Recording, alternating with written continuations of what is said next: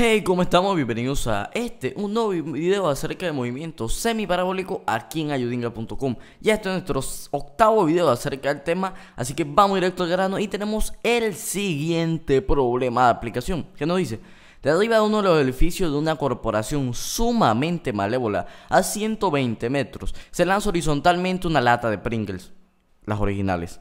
Si la lata de Pringles alcanza el suelo con una velocidad de 50 metros sobre segundo, encuentre tiempo, velocidad inicial y recorrido horizontal.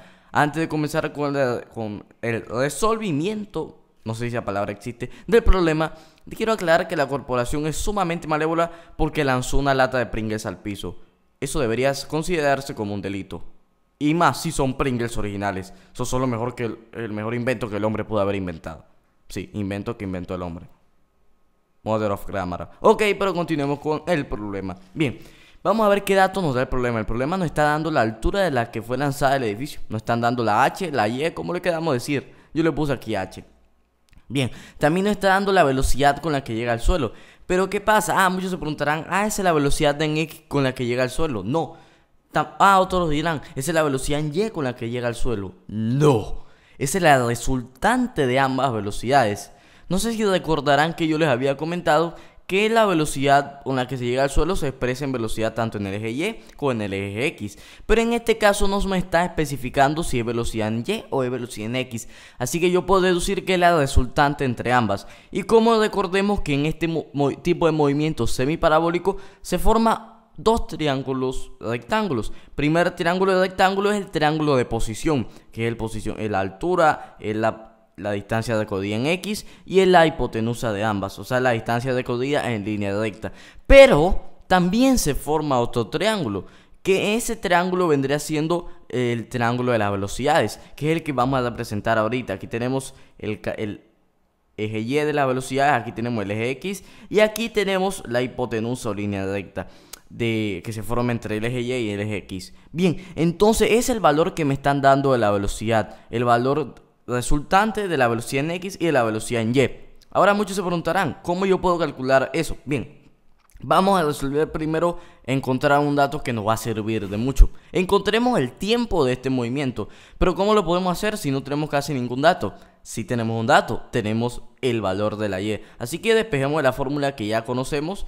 Es Y es igual a 1/2 de la gravedad por el tiempo elevado al cuadrado. Vamos ahora a reemplazar con los datos que tenemos. Tenemos el dato de lo que es la altura, 120. Esto es igual a 1/2 de la gravedad, que es 4.9, multiplicado por t cuadrado, que es la variable que ya conocemos. Ahora igualamos esto a 0, me da 4.9 t cuadrado menos 120 es igual a 0. Y ya nos queda una ecuación cuadrática de la forma ax cuadrado más bx más c es igual a 0. Así que podemos resolverla por fórmula general. Factorización, lo más probable es que nos demora un poquito, al menos que seamos muy genios monstruosos de la factorización, pueden usarla. Pero es más recomendable usar fórmula general o incluso despejando la misma ecuación, igual nos dará lo mismo. Así que resolvemos esta ecuación cuadrática y nos da que el tiempo tiene un valor de t es igual a 5 segundos. Bien, perfecto. Ya yo tengo el tiempo. Y yo tengo un valor que muchos no se habrán dado cuenta que tengo. Ahora muchos se preguntarán, ¿cómo yo ahora calculo la velocidad final en X o la velocidad final en Y? En X o en Y. Y después, ¿cómo calculo esa distancia de recorrido horizontal que me están pidiendo? O sea, el valor de la X en el triángulo de posiciones.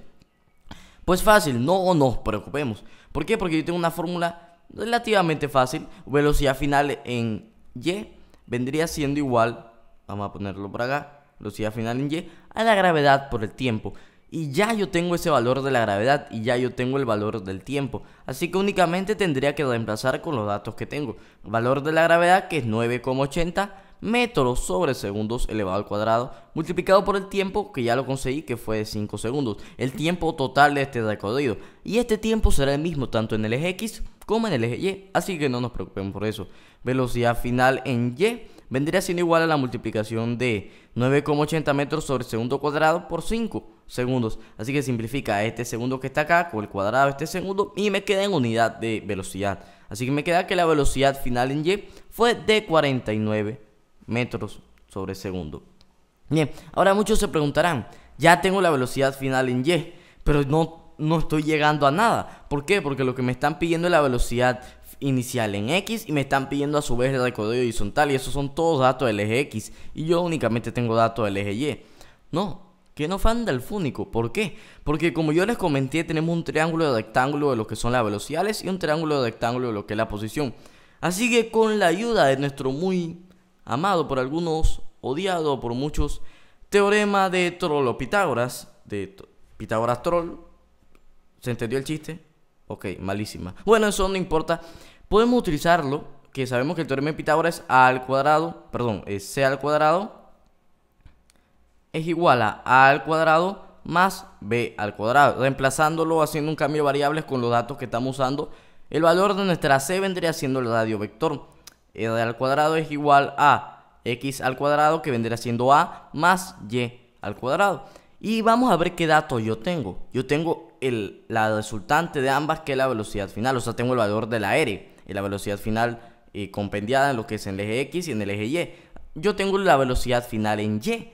Así que yo tendría que despejar lo que es la velocidad inicial, o en este caso la velocidad inicial en X. Así que ¿cómo lo podemos hacer? Pues fácil, despejándolo ya de manera directa me quedaría X es igual a la raíz cuadrada de lo que es la R elevado al cuadrado más lo que es la Y elevado al cuadrado. Y con eso encontramos la velocidad final en X, que como sabemos la velocidad final en X es la misma en todo el recorrido, así que por subsecuente vendrá a ser la velocidad inicial. En el eje X se da un movimiento rectilíneo uniforme, mientras que en el eje Y se da de caída libre. Así que en el eje Y hay aceleración producto de la gravedad, y en el eje X no hay nada, así que no nos tenemos que preocupar por eso. Entonces reemplazamos ahora con los datos que tenemos. Sé que la velocidad final en el eje R, o no en el eje R, sino en la velocidad resultante de ambas, es 50 metros sobre segundos. Y esto elevado al cuadrado. Menos, bueno, me quedaría aquí menos, mejor dicho, despejado me quedaría menos. Menos lo que es la velocidad en X, que vimos de Y, perdón, queda de 49 metros sobre segundo. Esto elevado al cuadrado. Ahora, resuelvo esto de manera directa, me queda X es igual a raíz cuadrada de 99 metros cuadrados sobre segundos cuadrados. Y me queda que mi velocidad en X vendría siendo de 9,95 metros sobre segundos, porque ya le sacamos la raíz cuadrada a esto. Bien, perfecto, ya tengo mi velocidad inicial en X, ya tengo mi tiempo. Así que ahora puedo ir a buscar mi recorrido horizontal.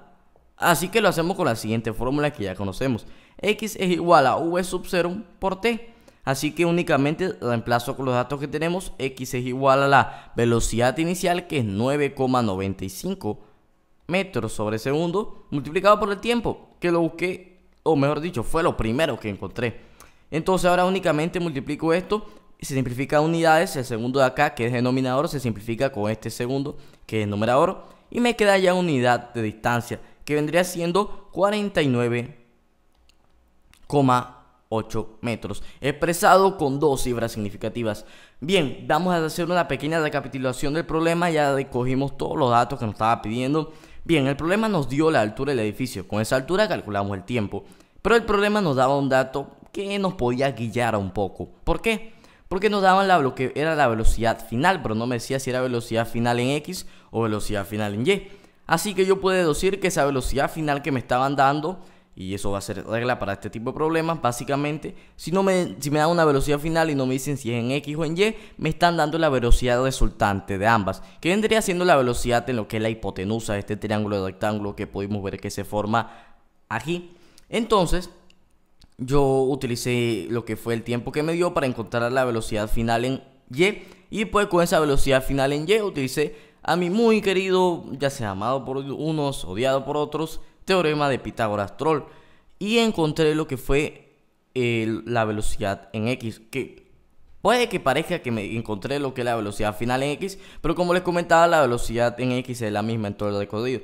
Y con esa velocidad en X y con el tiempo que ya había encontrado, pude encontrar mi recorrido horizontal, alcance horizontal, o cuánto recorrido horizontalmente la piedra, o cuánto recorrido en el eje X. Así que bueno, con esto hemos llegado al fin del video de hoy. Recuerden, si quedaron con cualquier duda, con cualquier comentario, con cualquier sugerencia, pues déjenlo por aquí abajo en los comentarios de este video o en nuestra página web ayudinga.com. También les dejaremos nuestras redes sociales por si nos quieren seguir en Twitter, @ayudinga, y si nos quieren dar like en Facebook, facebook.com/ayudinga. Así que bueno, saludos y nos vemos en el próximo video si así Dios nos lo permite. Hasta la próxima, saludos.